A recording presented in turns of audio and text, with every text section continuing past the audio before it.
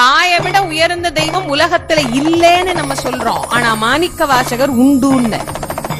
தாயினும் சிறந்த தெய்வம் உண்டு. அது யாருன்னார்? பரமசிவன். ஏன் தாயிலும் உயர்ந்த தெய்வம்? என்னைக்காவது ஒரு நாள் தாய் சலித்துக் கொள்வாளாம். எத்தனை தரடா உன்னை பாத்துக்கிட்டே இருக்கிறது அப்படின்னு.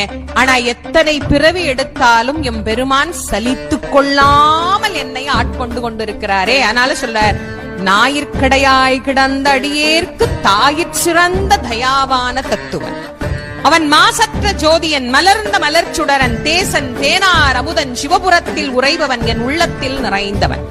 கலம் கவிழ்ந்த போது வைத்து வைத்தடுக்குவார், பெண்கலம் கவிழ்ந்த போது வேடும் என்று வேணுவார், நம் கலம் கவிழ்ந்த போது நாரும் என்று போடுவார்.